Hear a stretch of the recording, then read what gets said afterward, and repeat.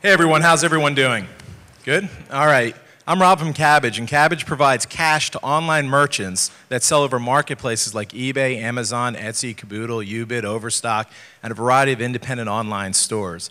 It's a huge and growing market, but why should Kabbage be doing this and not a bank? And it's simply because banks suck at innovation. Their greatest innovation in the last 50 years, I think, was the lollipop at the drive-through window.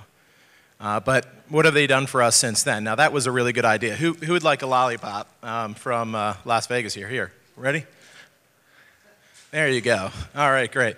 But what about what they're supposed to be able to do, which is lending to businesses, small businesses included? If you're a bricks and mortar retailer, it's nearly impossible to get cash from a bank. It takes forever, tons of documentation. If you're an online seller selling over marketplaces like those that I mentioned, it is impossible. Instead of innovating new products, banks just keep making bigger suckers. So I want to introduce you to Bill, who's an online seller. And Bill's been selling on eBay and other sites since 2002, generating more than $100,000 a year, and he needs some capital to grow his business. He's just come across a great liquidation deal for sporting goods. If he could just come up with $5,000, he knows based on his existing history that he could sell that in a couple of weeks and make $10,000, $11,000, $12,000, but he can't get the cash to do that, and he's not alone. These sellers need cash to buy more inventory, hire employees, upgrade their systems, do the things that businesses love to do. He can't do it because of his arch nemesis, Rich. Rich is a traditional banker. He can't see the traffic in Bill's store. He can't hear what the customers are saying. When he sees Bill, he sees only one thing, and that's a credit score. Bill's business doesn't look like other businesses, and for Rich, this just doesn't add up, no matter how much he wishes it did.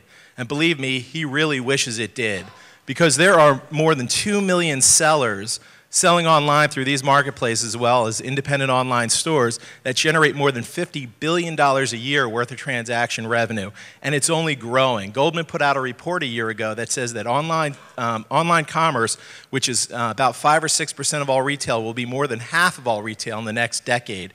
It's an incredibly important situation. So that's where Kabbage comes in. What Kabbage does is Kabbage pulls down data from all these online marketplaces to quantify risk. We look at things like transaction volume, how long they've been in business, their seller rating, their chargeback and reversal rates, a variety of factors to determine whether we're going to issue cash to them, and if so, how much. And we also keep an eye on them on an ongoing basis. So the key here is we can actually continue to pull down data, and if Bill's business goes up, we can meet that demand and deliver more cash. If it goes down, we can work with Bill to make sure that he can pay off his debts and we don't cut off the line and really strangle his business. We also do it fast, which is a very, very important thing. So what might take 8 weeks at a bank to a no, and once again, online sellers are not getting funded by banks, is 8 minutes to a yes with Kabbage.com. So what you do is, and I'm going to take you through some of these slides, you land on our site, you put in your seller ID, we do a quick check of your volume level, and we can come back immediately and tell you what your qualifying offer is. So in this case, this bill was qualified for up to $7,200. If you want to continue from there, you'll move on. You'll go through short auth and auth with the sites that you work with. So in this case, it's eBay. So you do an auth and auth with eBay, and then you'll do an auth and auth with PayPal. And that allows us to do two things. One is get identity information about you so we can make sure you are who you say you are. And the other thing is we take a look at the transaction data to make sure that that's consistent with what we understood initially. After that, we'll take you through a short application. This is not like going to the doctor where you got to fill out 20 forms. This is a very short application, a little bit of personal information, a little bit of business and credit information, and that's it. And then we will go ahead and we'll set up your account. At that point, you can take down cash. So we may make you an offer for a $10,000 line. You can make a decision not to take anything, sort of like a home equity line right then, because you don't need to cash today, or you can take out anything up to the amount that we've made an offer for, or anything in between.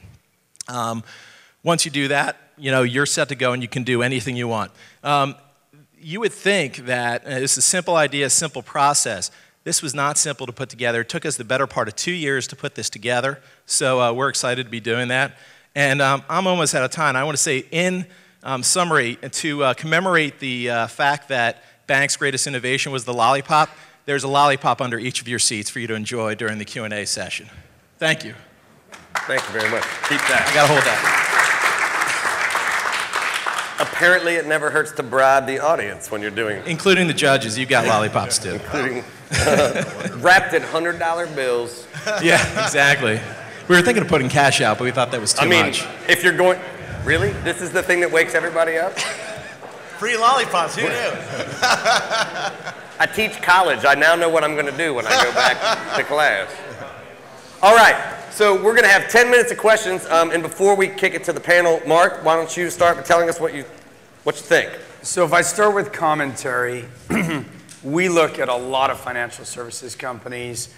It's an overarching theme, which is this either thin credit file or hard to analyze credit scenarios. So we see a lot of people underwriting those kinds of loans. I would have liked to have heard more in your pitch, more of the hard facts about how you do decisioning, what other factors you're looking at rather than just volume, because I'm guessing you don't just look at trading volume. I would have liked to have understood more about your personal background and why you're competent to do this. I would have been looking more to understand your warehouse lines and how you're actually going to be able to finance this stuff. But as a business, the idea of targeting people who are doing online transactions, online e-commerce, and garnering new information that's available on the web for faster credit decisioning, I think great idea. Presentation style, which is separate from the quality of your business, I wouldn't go for the gimmicky, banks suck, suckers, all that kind of stuff, because you wasted so much time of relevant content you could have told us that would be great about your business. I'm sure other people feel differently. As a VC, it didn't resonate with me.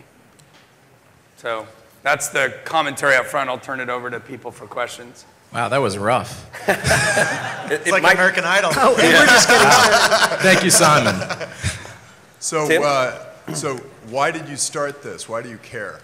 We care. Well, we started it actually in the height of the financial crisis, and we saw a lot of businesses struggling to get cash. The other thing we looked at, I had worked with a business that pulled down data from online marketplaces to identify counterfeit and fraudulent products being sold online. So that experience introduced me to using that kind of data for something other than buying a product online. Applied that to the financial arena and realized in response to your question that there's a tremendous amount of data. We have a very, very complex decisioning engine which crunches a lot of data and pulls down data from these various marketplaces as well as other sources to make an immediate decision. It shouldn't just be a credit score. Especially for a small business, it's always about a credit score, and we're trying to move away from that. So it seems to me that you are fundamentally a different kind of credit score, a different kind of risk analysis, and I'm really wondering whether you're a technology provider, a data provider, or whether you're a lender, and why bother being a lender at all? I'm sorry, repeat that last part of that? You've developed a lot of technology to determine whether this is a viable credit risk.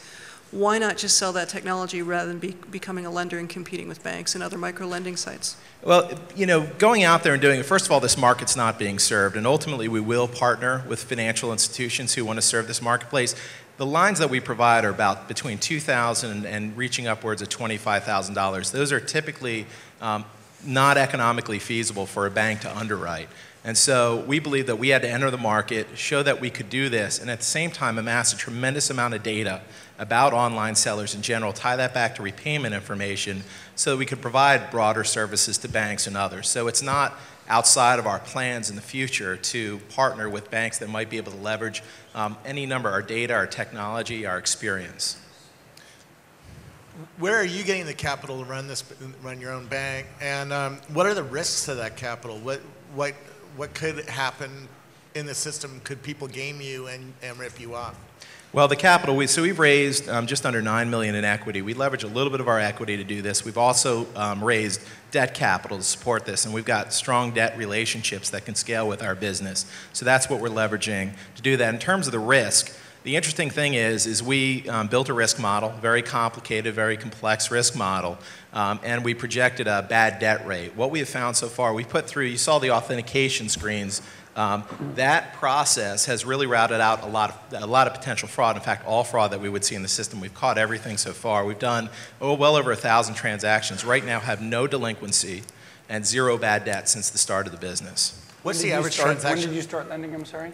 Pardon me? When did you start lending? We You've started done 1,000 June of transactions? last year is when we went to our beta, and we had dozens of accounts at that point, and then we launched publicly in October. And you've been doing similar monthly volumes, or is it ramped up? It's ramping up tremendously at this point.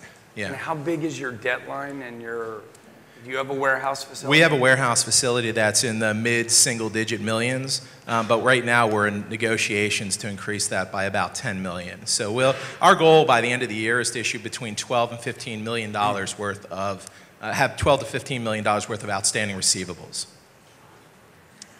Robert, you seem like you were going to go with a... How big's the market size? I got to 50 billion in sales there, but how many of them actually use leverage of any kind? And then what does that mean to you? How big could your business be? So the market's about 52 billion, and once again, it's ramping every year. About half of that most customers we look about double their inventory cost to get to the 52 billion. So it's about $26 billion worth of inventory.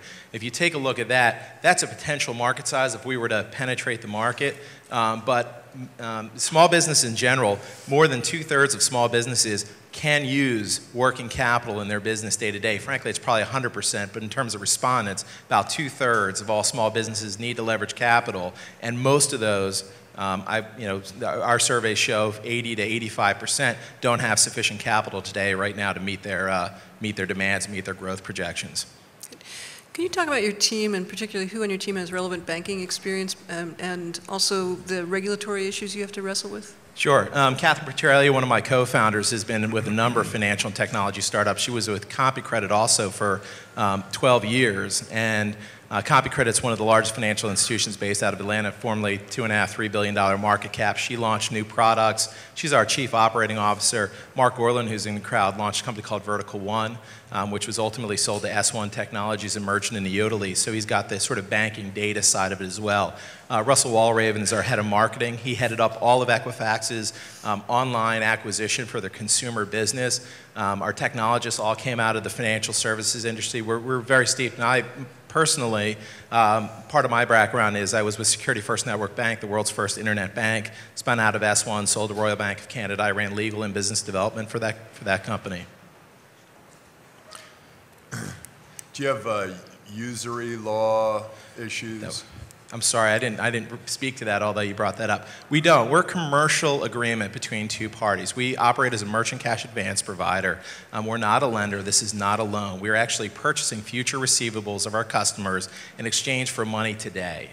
And so that's the setup of the relationship. We've gone through a very, very extensive regulatory review on that as well. You're basically factoring. Yes. And what is the rate that they pay? What's percentage do they pay? The actual rate, it's based on the initial transaction amount. So if you pull down $1,000, it ranges between 5 and 17% of that original transaction amount based on how long it takes you to pay back. And you could pay back over 6 months. But you're factoring against actual orders, which is why your losses... Actually, future receivables. We're giving them cash based on their volume, and then as they receive additional money, we actually pull it directly from the PayPal account. Just one more quick one is Sure. Customer acquisition. How are you acquiring them, and what cost to acquire? Right now, our customer acquisition cost is actually below $20 a customer. I mean, it's unbelievable for the financial services industry, and we have hundreds of accounts now. So the vehicles are numerous. There are a variety of ways to reach out to online sellers, whether it's through the meetups that they attend, a lot of the eBay on location events. There's also numerous sites out there that cater specifically to online sellers. We're also building applications that will sit within the marketplace experience. So we're about to launch an eBay application on the eBay store, which will be a huge customer acquisition vehicle for us. There's similar opportunities with PayPal, with Etsy, and others. How long does it take to get enough reputation on eBay and then PayPal to be able to apply for a loan and get a loan? From us, Yeah. it literally, our process, on average right now, because we track this, is under 8 minutes. From landing.